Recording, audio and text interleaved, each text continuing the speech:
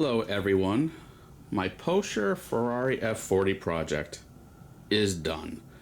I'm really excited to show everyone. I'm pretty proud of how it came out.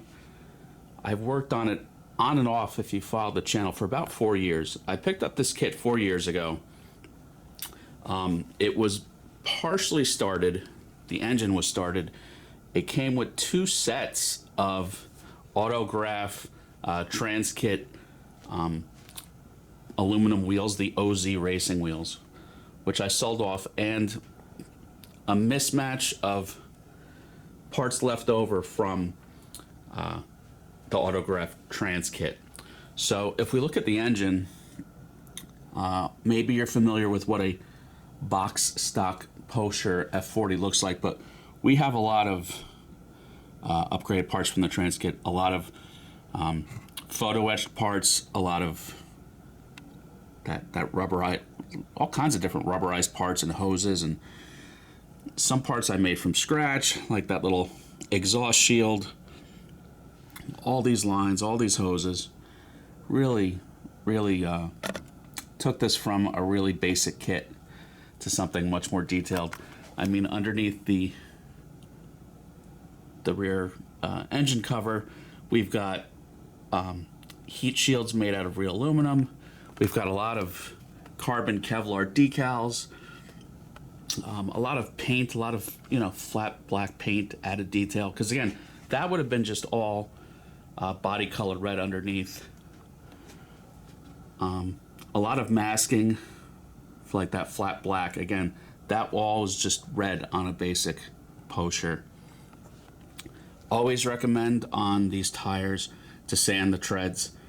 Treads should not be shiny, so it's a lot more realistic. Always recommend that.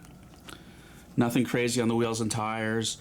Added this photo etched badge from Scale Details. If you open up the gas door lid, again, more carbon Kevlar decals.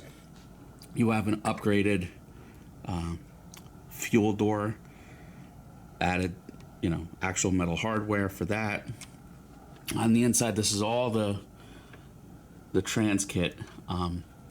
It's like a simulated pantyhose material for the seats. It's pretty accurate. I flocked the dashboard. I've got metal upgraded scale details, AC vents, scale details, little key hanging from the dashboard. All those carbon Kevlar decals.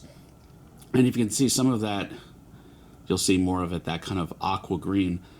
That's a mix of Elmer's glue and some like tealish paint to mimic the seam sealer of gaps on the real car. If you look at the real car, you'll know exactly what I mean. All the black kind of bodyline striping, the split right here is new.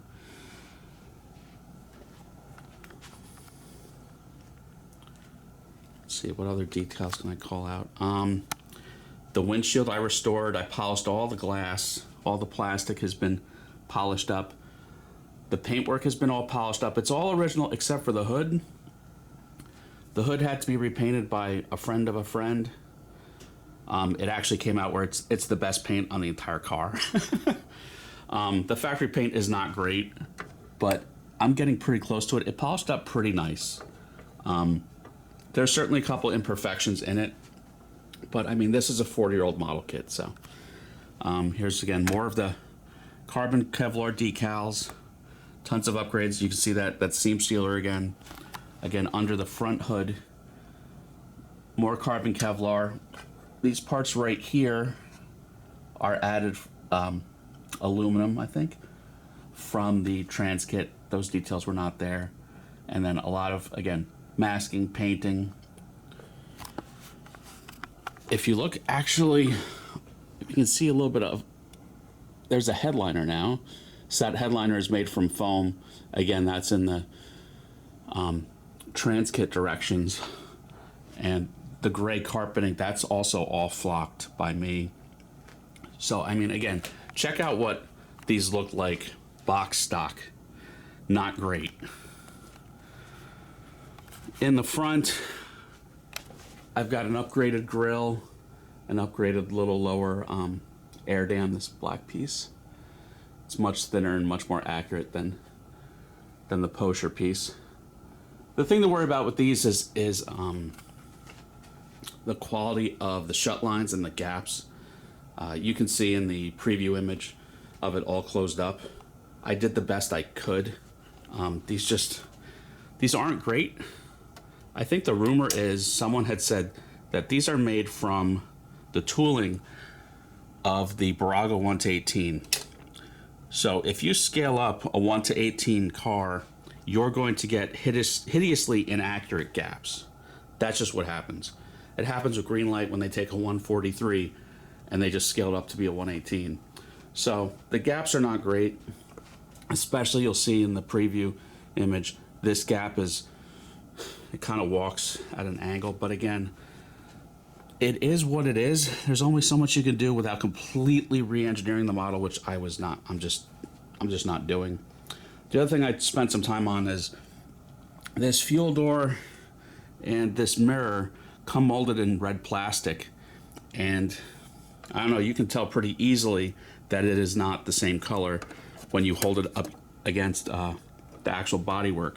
So I got actual Ferrari Rosso Corso, I think Rosa Corsa paint, and spray painted those parts. Also, deep into that